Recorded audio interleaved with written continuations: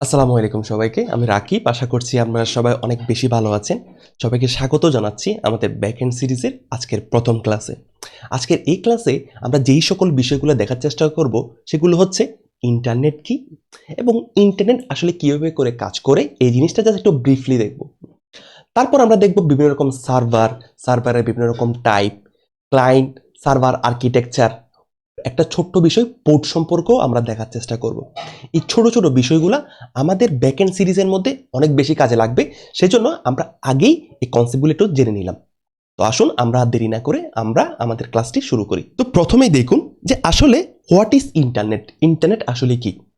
Internet হচ্ছে যে অনেকগুলো কম্পিউটার সিস্টেম যখন পরস্পরের সাথে যোগাযোগ করতে পারে তখন আমরা এই পুরো সিস্টেমটাকে সম্মিলিতভাবে বলি হচ্ছে কি ইন্টারনেট। তো এখন ইন্টারনেট জিনিসটাকে যদি আমি একটু দেখানোর চেষ্টা করি তাহলে দেখুন যে আমরা যদি আঁকার চেষ্টা করি যে এটা ধরুন এটা আমাদের পৃথিবী। আমাদের পৃথিবীর বিভিন্ন পয়েন্টে বিভিন্ন প্রান্তে বিভিন্ন কম্পিউটার সিস্টেম আছে বিভিন্ন প্রান্তে। এখন কি করতে হবে? আমরা চাচ্ছি যে আমার এই প্রান্তের মানুষটা এই প্রান্তের সাথে যোগাযোগ করবে। তাহলে যদি যোগাযোগ করতে চাই তাদেরকে একটা নির্দিষ্ট নেটওয়ার্কের মধ্যে নিয়ে আসতে হবে। তাহলে যদি নেটওয়ার্কের মধ্যে নিয়ে আসতে হয়, যদি আমি এদেরকে যদি নেটওয়ার্কের মধ্যে নিয়ে আসতে চাই তাহলে আমাদের এমন কিছু একটা বের করতে হবে যার মাধ্যমে কি এর একটা নির্দিষ্ট নেটওয়ার্কের মধ্যে চলে আসে। এই প্রান্তের মানুষ এবং এই প্রান্তের মানুষ একটা নির্দিষ্ট নেটওয়ার্কের মধ্যে চলে আসে। সেম ভাবে এভাবে করে আমাদের এদের সাথে এদের নেটওয়ার্কের মধ্যে নিয়ে আসতে হবে। তাহলে প্রত্যেকটার সাথে প্রত্যেকটার কম্পিউটার সিস্টেমের নেটওয়ার্কের মধ্যে নিয়ে আসতে হবে। তাহলে আমরা এখানে দেখতে পাচ্ছি যে জালের মতো একটা অবস্থা সৃষ্টি হলো, জালের মতো একটা সিস্টেম সৃষ্টি হলো। এখন আমরা কি করতেছি? এই জালের মতো এই পুরো সিস্টেমটাকে আমরা বলতেছি হচ্ছে কি ইন্টারনেট। তাহলে আশা করি এতটুকু বিষয় আমরা বুঝতে পারলাম। এখন আমরা যেটা দেখব যে আমার এই প্রান্তে যে মানুষটা আছে সে যে এই প্রান্তের মধ্যে ডাটা ট্রান্সফার করবে, সে যে মেসেজিং করবে, তাহলে জিনিসটা আসলে কিভাবে হবে এটাকে আমরা খুব ব্রিফলি একটু দেখার চেষ্টা করি। তো দেখুন যে আমরা এখন কি বলতে চাচ্ছি যে আমার এই প্রান্তে যে মানুষটা আছে তাকে আমি প্রকাশ করতেছি হচ্ছে কি এই পয়েন্টে এখানে, এবং ধরে নিলাম সে এ পয়েন্টে আছে এবং এই এ পয়েন্টটা হচ্ছে ধরে নিলাম যে বাংলাদেশে, এবং এই প্রান্তে যে মানুষ অন্য প্রান্তে আমি ধরে নিলাম এখানে হচ্ছে এটা হচ্ছে আমাদের বি প্রান্ত, এবং ধরে নিচ্ছি যে এটা হচ্ছে ইউএস এর মধ্যে। এখন এ থেকে বির মধ্যে ট্রান্সফার করতে হবে। আমি তো সরাসরি একদম স্ট্রেট ফরওয়ার্ড এই ওয়েতে কিন্তু ডাটা ট্রান্সফার করতে পারবো না, অর্থাৎ স্ট্রেট ফরওয়ার্ড এইভাবে কিন্তু ডাটা ট্রান্সফার করা যাবে না। কেন যাবে না? কারণ আমার এ এবং বি একটা নির্দিষ্ট নেটওয়ার্কের মধ্যে নেই। এদিকে একটা নির্দিষ্ট নেটওয়ার্কের মধ্যে নিয়ে আসতে হবে। তাহলে দেখুন আমরা যদি জিনিসটাকে একটু ছোট্ট পরিসরে যদি চিন্তা করি, অর্থাৎ বাংলাদেশ থেকে ইউএস এর মধ্যে চিন্তা না করে আমি যদি চিন্তা করি যে আমার প্রতিবেশীর কাছে যদি ডাটা ট্রান্সফার করতে হয় আমার প্রতিবেশীর কাছে, তাহলে আমরা এই ক্ষেত্রে একটা কাজ করতে পারি। ধরুন এটা হচ্ছে সি পয়েন্ট। অবশ্যই আমার কি করতে হবে? এই ক্ষেত্রেও আমার একটা নেটওয়ার্ক সৃষ্টি করতে হবে। তা আমরা ধরে নিলাম যে এই ক্ষেত্রে আমরা কি করলাম, এদের মাঝখানে আমরা একটা রাউটারকে রেখে দিলাম। যে রাউটার কি করবে? এই রাউটার আমার এ এবং সি এর মাঝে একটা নেটওয়ার্ক সৃষ্টি করবে, এবং যেহেতু আমার এ ও সি এর মাঝে একটা নেটওয়ার্ক সৃষ্টি হলো, তাহলে এখন কি করা যাবে? আমার এ থেকে সি এর মাঝে ডাটা ট্রান্সফারটা করা যাবে। এখন আমাদের কি করতে হবে যে আমি যদি এ থেকে বি এর মাঝে যদি এখন ডাটা ট্রান্সফার করতে চাই এ থেকে বি এর মাঝে, তাহলে অবশ্যই আমার রাউটারের মতো কিছু একটা আমার এই পজিশনে অ্যাড করতে হবে, যাতে করে আমরা কি করতে পারি, যাতে করে আমি এ এবং বি কে একটা নির্দিষ্ট নেটওয়ার্কের মধ্যে নিয়ে আসতে পারি। আশা করি বিষয়টা আমরা বুঝতে পারলাম। তো আমরা এখন এই ক্ষেত্রে কি করতে পারি? এই ক্ষেত্রে আমরা হেল্প নিব হচ্ছে কাদের? ইন্টারনেট সার্ভিস প্রোভাইডারদের। ইন্টারনেট সার্ভিস প্রোভাইডার মানে কারা? আমাদের এয়ারটেল, রবি, গ্রামীণফোন, এরা হচ্ছে কি আমাদের ইন্টারনেট সার্ভিস প্রোভাইডার, যারা আমাদেরকে ইন্টারনেট সার্ভিস প্রোভাইড করে। ঠিক আছে?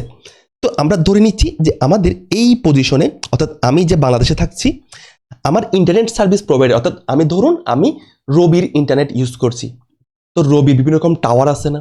তো আমি ধরে নিলাম যে আমাদের ইন্টারনেট সার্ভিস প্রোভাইডার যে আছে সে আমাদের ইন্টারনেট এই পজিশনে আছে, ইন্টারনেট সার্ভিস প্রোভাইডার অর্থাৎ আইএসপি, এবং এইখানে আছে হচ্ছে আমাদের টাওয়ার।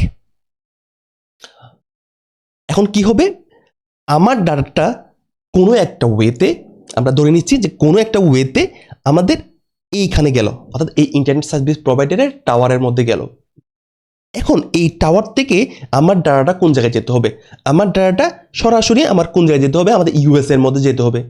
তো এই ক্ষেত্রে আমার ইন্টারনেট সার্ভিস প্রোভাইডার যারা আছে তারা কি করে, আমার ইউএস এর মধ্যেও কিছু ইন্টারনেট সার্ভিস প্রোভাইডার থাকে না, তো তারা কি করবে, আমাদের এই ইউএস এর মধ্যে যারা ইন্টারনেট সার্ভিস প্রোভাইডার আছে তাদের সাথে কানেক্ট হবে, অর্থাৎ একটা কমিউনিকেশন হবে এই পজিশনের মধ্যে, এই ইন্টারনেট সার্ভিস প্রোভাইডারের সাথে এই ইন্টারনেট সার্ভিস প্রোভাইডারের মধ্যে একটা কমিউনিকেশন হবে, এবং তাদের মধ্যে কমিউনিকেশন হওয়ার কারণে আমাদের যে ডাটাটা আমি সেন্ড করতে যাচ্ছি এই ডাটাটা আমাদের এই পজিশনে চলে আসবে, এবং এই পজিশন থেকে আমার ইউএস এর বন্ধুর কাছে এই ডাটাটা চলে যাবে। তো আমরা বুঝতে পারলাম বিষয়টা।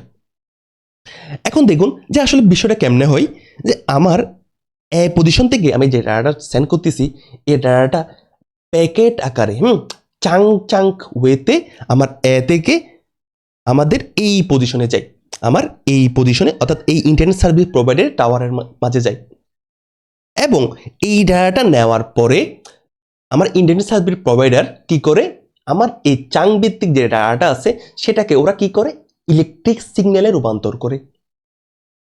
ঠিক আছে, তো ইলেকট্রিক সিগন্যালে রূপান্তর করার পর কি হয়, আমার ডাটাটাকে কি করতে হবে, ডাটাটাকে আমার এই আইএসপি থেকে এই আইএসপির মধ্যে আমার ট্রান্সফার করতে হবে। তাহলে এই আইএসপি থেকে যদি আমি এই আইএসপির মধ্যে যদি ডাটা ট্রান্সফার করতে চাই তাহলে অবশ্যই এদের মধ্যে কানেকশন করতে হবে। এই কানেকশনটা কেমনে হয়, অপটিক্যাল ফাইবারের মাধ্যমে। এই কানেকশনটা হয় হচ্ছে কিসের মাধ্যমে, অপটিক্যাল ফাইবারের মাধ্যমে। তাহলে আমার আইএসপির মাঝে গেল, এবং আইএসপি থেকে আমাদের কি এই আইএসপির মধ্যে যাবে কিসের মাধ্যমে, অপটিক্যাল ফাইবারের মাধ্যমে, খুব দ্রুত, এবং এই পজিশন থেকে আমার ইউএস এর বন্ধুর কাছে যাবে। তো আশা করতেছি আমরা এই সিস্টেমটা খুব ব্রিফলি আমরা বুঝতে পারছি। এখন ডাটাদের ট্রান্সফার হবে অবশ্যই অনেক নিয়ম মেনে ট্রান্সফার হবে, অনেক প্রোটোকল মেনে ট্রান্সফার হবে, যেগুলো নিয়ে আমরা পরের ক্লাসে আমরা দেখার চেষ্টা করব। তো আমরা এতটুকু পর্যন্ত বুঝতে পারছি। আমরা এখন আরেকটা ছোট্ট একটা বিষয় যদি বলার চেষ্টা করি, যে আমাদের যারা ইন্টারনেট সার্ভিস প্রোভাইডার যারা আছে তারা কি করতে পারে, তারা পরিমাপ করতে পারে যে আমি আসলে কি পরিমাণ ডাটা সেন্ড করতেছি, কি পরিমাণ আমি বিট বা বাইট আমরা সেন্ড করতেছি। তো সেই কারণে আমরা কি দেখি যে একটা নির্দিষ্ট সময় পরে আমাদের ইন্টারনেট যে প্যাকেজগুলো থাকে সেটা কিন্তু শেষ হয়ে যায়। কেন শেষ হয়ে যায়, কারণ আমাদের ইন্টারনেট সার্ভিস প্রোভাইডারের মাধ্যমেই তো আমরা আমাদের ডাটাটা ট্রান্সফার করি। তাহলে অবশ্যই তারা কি করে, তারা পরিমাপ করে যে আমি আসলে কি পরিমাণ ডাটা নিচ্ছি বা কি পরিমাণ ডাটা দিচ্ছি। তো আমাদের নির্দিষ্ট সময় পরে আমাদের এই প্যাকেজটি যেটা আছে সেটা কিন্তু শেষ হয়ে যায়। তো এই ক্ষেত্রে আমরা যে নিয়ম মেনে ডাটাটা ট্রান্সফার হয় সেটাকে আমরা বলি হচ্ছে টিসিপি। সেটা একটা নিয়ম, যে নিয়মের মাধ্যমে আমার ডাটাটা ট্রান্সফার হয়। এটা সম্পর্কে আমরা দেখব। আচ্ছা, তো এরপরে আমরা যেটা করতে চাচ্ছি যে সার্ভার জিনিসটা কি, খুব সংক্ষেপে যদি আমরা বোঝার চেষ্টা করি যে সার্ভার জিনিসটা কি, সেটা হচ্ছে আমাদের যে কম্পিউটার সিস্টেম, অর্থাৎ আমি যে পিসিটা এখন বর্তমানে ইউজ করছি ওইটাকেও আমি কি বলতে পারি, ওইটাকেও আমি সার্ভার বলতে পারি। কিন্তু এই ক্ষেত্রে আমার কিছু সত্যকে মেনে নিতে হবে। অবশ্যই কিছু সত্য যদি আমি পূরণ করি তাহলেই আমি বলতে পারি যে আমি বর্তমানে যে পিসিটা ইউজ করছি ওই পিসিটা হচ্ছে কি একটা সার্ভার। তাহলে অবশ্যই আমাদের যে সত্যগুলো আছে যে আমাদের পিসি অর্থাৎ যে আমি যে কম্পিউটার সিস্টেমটা ইউজ করতেছি সেটা অবশ্যই কি করতে হবে, সেটাকে অবশ্যই একটা ইন্টারনেট কানেকশনের মধ্যে থাকতে হবে। অর্থাৎ এই পিসিটার মধ্যে একটা নির্দিষ্ট ইন্টারনেট কানেকশন থাকতে হবে। ঠিক আছে, আমাদের পিসির মধ্যে ইন্টারনেট কানেকশন আছে, তাহলে ভালো কথা, আমাদের প্রথম সত্যটা পূরণ হলো। এরপর কি করতে হবে, এরপর আমাদের একটা নির্দিষ্ট টাস্ক সম্পন্ন করতে হবে। অর্থাৎ আমার যে পিসির মধ্যে যে ইন্টারনেট কানেকশন আছে, এখন আমার যে পিসিটা আছে এই পিসিটা একটা নির্দিষ্ট স্পেসিফিক টাস্ককে সম্পন্ন করতে হবে। সেটা যে কোনো রকম টাস্ক হইতে পারে। এখন এই টাস্কটা সম্পূর্ণতা এমনে হবে না, অবশ্যই আমাদের কিছু স্পেসিফিক প্রোগ্রাম বা কোড লিখতে হবে যার মাধ্যমে আমাদের স্পেসিফিক টাস্কটা সম্পন্ন হবে। তাহলে সত্য হচ্ছে 3টা, ইন্টারনেট কানেকশন থাকতে হবে সার্ভার হওয়ার জন্য। তারপর কি করতে হবে, তারপর আমাদের একটা স্পেসিফিক টাস্ক সম্পন্ন করতে হবে। এরপর আমাদের কি করতে হবে, এরপর আমাদের কিছু কোড থাকবে যে কোডের মাধ্যমে আমাদের স্পেসিফিক টাস্কটা সম্পন্ন হবে। তো আশা করতেছি আমরা সার্ভার হওয়ার জন্য যে যে সত্যগুলা এই সত্যগুলা আমরা বুঝতে পারলাম। আশা করছি। এখন আমাদের কিন্তু বিভিন্ন রকম সার্ভার আছে, বিভিন্ন ধরনের সার্ভার আছে। ওয়েব সার্ভার আছে, ক্লাউড সার্ভার আছে, ডাটাবেস সার্ভার আছে, প্রক্সি সার্ভার আছে। আপনি হয়তো এখান থেকে কয়েকটার নাম আপনি নিজেও শুনেছেন। তো আমরা যদি বলি যে ডাটাবেস সার্ভার কি, ডাটাবেস সার্ভার হচ্ছে কি যে আপনি যেই সার্ভারের মধ্যে আপনার ডাটাগুলোকে রাখেন, আপনার নাম, আপনার বিভিন্ন রকম ডিটেলসগুলো যেই সার্ভারের মধ্যে আপনি স্টোর করেন, তাকে আমরা বলতে পারি হচ্ছে কি ডাটাবেস সার্ভার। এবং ডাটাবেস সার্ভারের কাছে যখন আপনি রিকোয়েস্ট করেন, তখন আপনাকে আপনার ডাটাবেস যে সার্ভারটা আছে সেটা আপনাকে আউটপুটটা কি দিয়ে দেয়। বুঝতে পারলাম আশা করি। এরপর ক্লাউড সার্ভার। ক্লাউড সার্ভার কি? ক্লাউড সার্ভারের মধ্যে আপনি আপনার বিভিন্ন রকম কি করতে পারেন, বিভিন্ন রকম স্পেসিফিক কোড ক্লাউড সার্ভারের মধ্যে রাখতে পারেন, বিভিন্ন রকম ইমেজ রাখতে পারেন, বিভিন্ন রকম পিডিএফ রাখতে পারেন। এবং এটা নির্দিষ্ট যখন রিকোয়েস্ট আসবে তখন আপনি কি করবে, তখন আপনি আপনার কাঙ্ক্ষিত রেসপন্স যেটা আছে সেটা কিন্তু কি ক্লাউড সার্ভার থেকে দিবেন। তো জনপ্রিয় ক্লাউড সার্ভার হচ্ছে কি কি? আমরা বলতে পারি AWS, অ্যাজিওর। তো বিভিন্ন রকম জনপ্রিয় আমাদের ক্লাউড সার্ভার কিন্তু আছে। বুঝতে পারলাম আশা করি। এরপর আসা হচ্ছে ওয়েব সার্ভার। তো ওয়েব সার্ভার কি করে? ওয়েব সার্ভারের মধ্যে আমি যদি খুব সংক্ষেপে যদি বলার চেষ্টা করি, কিছু প্রোগ্রাম থাকে এবং এই প্রোগ্রামগুলোর মধ্যে যখন আমি একজন ইউজার, একজন ক্লায়েন্ট যখন আমি কি করব, রিকোয়েস্ট করব, তখন ওয়েব সার্ভার কি করে, আমাকে কাঙ্ক্ষিত কিছু কি করে, কাঙ্ক্ষিত কিছু ওয়েব পেজ আমাকে কিন্তু শো করে, কিছু ইমেজ আমাকে কিন্তু শো করে। অর্থাৎ আমার বর্তমানে ইনিশিয়াল পর্যায়ে আমার যেটা বুঝতে হবে যে সার্ভার কি, সার্ভার হচ্ছে কি একটা নির্দিষ্ট কাজ সম্পন্ন করবে এবং একটা নির্দিষ্ট কাজ সম্পন্ন করার জন্য কিছু স্পেসিফিক কোড আমাদের সার্ভারের মধ্যে কিন্তু লেখা থাকে। আমরা কিন্তু আমাদের ব্যাকএন্ড সিরিজের মধ্যে নিজেরাই সার্ভার ক্রিয়েট করব এবং এই সার্ভারগুলোকে আমরা কি লোকালে ক্রিয়েট করব, এরপর আমরা ক্লাউডের মধ্যেও হোস্ট করব। তো আমরা পুরোপুরি এই জিনিসগুলো তখন বেশি ক্লিয়ার হব। আচ্ছা, তাহলে আমাদের সার্ভারের বিষয়টা গেল। এখন আমাদের একটা ছোট্ট বিষয় যেটাকে আমরা বলতে পারি যে ক্লায়েন্ট সার্ভার আর্কিটেকচার।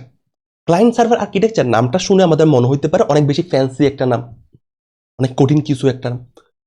আমরা যদি খুব ডিটেলসে যাই তাহলে অবশ্য কঠিন হবে, কিন্তু আমরা যদি খুব সংক্ষেপে যদি দেখার চেষ্টা করি যে ক্লায়েন্ট এবং সার্ভার আর্কিটেকচার, অর্থাৎ ক্লায়েন্ট এবং সার্ভারের মধ্যে যে ডাটা ট্রান্সফরমেশনটা হয়, তো সেটার আর্কিটেকচারটা কি, সেটা আসলে কি ওয়েতে ডাটা ট্রান্সফর্ম হয়, সেটাকে আমরা বলতেছি হচ্ছে কি ক্লায়েন্ট সার্ভার আর্কিটেকচার বা ক্লায়েন্ট সার্ভার মডেল।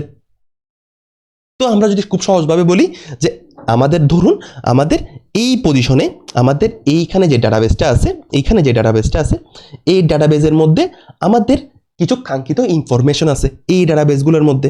এই ডাটাবেসগুলোর মধ্যে তাহলে আমাদের এই ডাটাবেসের মধ্যে যদি কোনো কাঙ্ক্ষিত ইনফরমেশন থাকে, আমার ক্লায়েন্ট কি করবে, আমার ক্লায়েন্ট রিকোয়েস্ট করবে যে আমার এই ইনফরমেশনটা আমার লাগবে। তো দেখুন এটা হচ্ছে আমাদের কি ক্লায়েন্ট, এটা হচ্ছে আমাদের ক্লায়েন্ট। ক্লায়েন্ট বিভিন্ন রকম ল্যাপটপ থেকে, কম্পিউটার থেকে, তারপর হচ্ছে কি ল্যাপটপ থেকে, তারপর হচ্ছে কি মোবাইল থেকে রিকোয়েস্ট করবে। এখন রিকোয়েস্টটা ও ডাটাবেস সার্ভারের মধ্যে সরাসরি করবে না, মাঝে একটা কি থাকবে, মাঝে একটা জেনারেল পারপাস সার্ভার থাকবে বা ক্লাউড সার্ভার থাকবে। ক্লাউডের মধ্যে যদি আমরা কোনো একটা সার্ভার হোস্ট করি তাহলে সার্ভার থাকবে। তো এই ক্লাউড জেনারেল পারপাস সার্ভারটা কি করবে, আমার এইখানে যে ক্লায়েন্ট থেকে যে রিকোয়েস্টটা আছে সেটা ও গ্রহণ করবে এবং গ্রহণ করার পর ও প্রসেস করবে এবং প্রসেস করার পর আমাদের এই ডাটাবেস সার্ভারকে বলবে যে আমার এই অমুক ক্লায়েন্ট তোমার কাছে একটা কি রিকোয়েস্ট চাচ্ছে, একটা তোমাকে রিকোয়েস্ট করলো, তুমি ওকে রেসপন্সটা পাঠাও। কি করতেছে, আমার ক্লায়েন্ট থেকে ডাটাটা আমাদের কি এই সার্ভারটা নিল এবং এই সার্ভারটা এই রিকোয়েস্টটাকে হ্যান্ডেল করে, এই রিকোয়েস্টটাকে প্রসেস করে আমার ডাটাবেস সার্ভারের মধ্যে বলল যে ডাটাবেস সার্ভার আমার এই ক্লায়েন্টটা কি একটা রিকোয়েস্ট করছে, তুমি ওকে রেসপন্সটা পাঠাও। তাহলে এখানে একটা চক্র সম্পন্ন হয়েছে না, রিকোয়েস্ট করলো, আমাদের এখানে কি হলো, আমাদের এখানে রিকোয়েস্ট করলো এবং একটা রেসপন্স আসলো। তাহলে একটা চক্র সম্পন্ন হয়েছে, একটা মডেল সম্পন্ন হয়েছে, একটা আর্কিটেকচার সম্পন্ন হয়েছে। এবং আমরা এই জিনিসটাকে আমরা বলি হচ্ছে ক্লায়েন্ট সার্ভার আর্কিটেকচার। এবং ক্লায়েন্ট এবং সার্ভার নিয়ে যে আর্কিটেকচার সেটাকে আমরা বলতেছি হচ্ছে এই ক্লায়েন্ট সার্ভার আর্কিটেকচার। তাহলে আশা করতেছি খুব সংক্ষেপে আমরা জিনিসটা বুঝতে পারলাম। এরপর হচ্ছে কি পোর্ট। এখন পোর্ট জিনিসটা কি, আমরা যদি বলি যে পোর্ট জিনিসটাকে আমরা চিন্তা করতে পারি হচ্ছে দরজা। দরজা দেখুন, আপনি যদি আপনার বাসার মধ্যে যদি ঢুকতে চান তাহলে আপনি হয়তোবা কি করতে পারেন, আপনি হয়তোবা আপনার সামনের দরজা দিয়ে ঢুকতে পারেন, বাসার সামনের দরজা। হয়তোবা যদি আপনার যদি পিছনে কোনো দরজা থাকে তাহলে আপনি পিছনের দরজা দিয়ে ঢুকতে পারেন। তাহলে আপনার যদি ঢুকতে হয় তাহলে অবশ্যই আপনার দরজা দিয়ে ঢুকতে হবে। আপনি দরজা ছাড়া আমি তো দেওয়াল ভেঙে ঢুকবেন না, অবশ্যই স্বাভাবিক। তাহলে এই ক্ষেত্রে দেখুন যে আমার সার্ভার যেটা থাকে, আমার যে সার্ভারটা আছে, ধরুন এটা হচ্ছে আমাদের সার্ভার, অর্থাৎ আমাদের এখানে লেখা আছে আমাদের এই সার্ভারের মধ্যে, দেখুন এই সার্ভার যেটা আমাদের আছে, এই সার্ভারের মধ্যে আমার একজন ক্লায়েন্ট যদি থাকে, এখানে যদি একজন ক্লায়েন্ট যদি থাকে, এই ক্লায়েন্ট কি করবে? রিকোয়েস্ট করবে। এখন আমাদের এই ক্লায়েন্টের রিকোয়েস্টটা একটা দরজার মধ্যে দিয়ে যাবে। রিকোয়েস্টের দরজার মধ্যে দিয়ে কার কাছে যাবে? সার্ভারের কাছে। এটা কিন্তু এমনি সরাসরি যেতে পারবে না। আমাদের এইখানে যে ক্লায়েন্টটা আছে, এখানে একটা ক্লায়েন্ট আছে, এই ক্লায়েন্টটা রিকোয়েস্ট করলো এবং রিকোয়েস্ট করার পর একটা নির্দিষ্ট দরজার মধ্যে দিয়ে যাবে, এবং এই দরজাটাকেই আমরা বলি হচ্ছে পোর্ট। পোর্ট মানে আমরা খুব সংক্ষেপে বলতে পারি ক্লায়েন্টের, আমাদের সার্ভারের দরজা। যে দরজার মধ্যে দিয়ে একটা ক্লায়েন্ট যখন রিকোয়েস্ট করবে, এই দরজার মধ্যে দিয়ে যাবে। তো আমাদের সার্ভারের মধ্যে কিন্তু অনেকগুলা পোর্ট থাকতে পারে, এটা একটা পোর্ট, এটা একটা পোর্ট, এটা একটা পোর্ট, অনেকগুলা পোর্ট আমাদের কিন্তু সার্ভারের মধ্যে কিন্তু থাকতে পারে। এখন এই পোর্টগুলোকে প্রকাশ করে কিভাবে? এই পোর্টগুলোকে প্রকাশ করে হচ্ছে কিসের মাধ্যমে? কিছু নাম্বারের মাধ্যমে। যেমন এই পোর্টটা বা এই দরজাটাকে আমি বলতে পারি হচ্ছে কি 3000, এটাকে আমি বলতে পারি হচ্ছে কি 3001, 3002। তাহলে আমার সার্ভারের মধ্যে বিভিন্ন রকম দরজা আছে।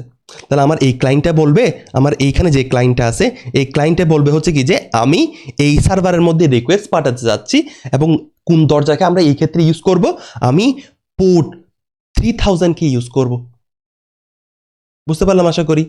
তো যখন আমি বলে দিব, তখন আমার কি এই পোর্টটাকে ইউজ করবে আমার ক্লায়েন্ট। আশা করতেছি তাহলে আমরা পোর্টের যে বিষয়টা, তাহলে পোর্ট জিনিসটা এখানে আমি বলে দিয়েছি যে পোর্টকে আমি প্রকাশ করি কীভাবে? এটা মানে আমরা বলতে পারি 5 বা 4 ডিজিটের নাম্বারকে আমরা পোর্ট হিসেবে প্রকাশ করতে পারি, বা পোর্টকে প্রকাশ করার জন্য আমরা নাম্বারকে ইউজ করি। এইরকম নাম্বার, র্যান্ডম নাম্বার হইতে পারে। অনেক সময় আমাদের পোর্টগুলো বিভিন্ন কাজে ব্যস্ত থাকতে পারে। অর্থাৎ আমার এইখানে যদি একজন ক্লায়েন্ট থাকে, এই ক্লায়েন্ট যদি আমার এই পোর্টের মধ্যে রিকোয়েস্ট করে, তাহলে আমার এই পোর্টটা কিন্তু এখন ব্যস্ত না। আমার এইখানে যে পোর্টটা আছে, এই পোর্টটা এখন ব্যস্ত না। তাহলে আমার অন্য ক্লায়েন্ট যদি সেম পোর্টের মধ্যে যদি রিকোয়েস্ট পাঠায়, তাহলে অবশ্যই কি হবে? অবশ্যই আমার রেসপন্সটা কিন্তু আসবে না, কারণ আমার অলরেডি এই ক্লায়েন্টটা কিন্তু কি, অলরেডি এই ক্লায়েন্টটা আমার এই পোর্টের মধ্যে কিন্তু কি ব্যস্ত আছে। সেজন্য তখন আমরা কি করব? তখন আমরা অন্য পোর্টকে ইউজ করব। আশা করতেছি আমরা এই কনসেপ্টটা, পোর্টের কনসেপ্টটা আমরা বুঝতে পারছি। এবং আপনার আজকের পুরো ক্লাসে যদি কোনো রকম সমস্যা থাকে, তাহলে অবশ্যই আমাকে জানাবেন। অবশ্যই আমার চ্যানেলটাকে সাবস্ক্রাইব করবেন যদি আপনার ক্লাসগুলো ভালো লেগে থাকে, এবং আপনার বন্ধুদের মাঝে এই ক্লাসটা শেয়ার করতে পারেন, যাতে করে তারাও ব্যাক এন্ড বিষয়টা খুব ভালো করে শিখতে পারে। তো সবাইকে ধন্যবাদ। আসসালামু আলাইকুম সবাইকে।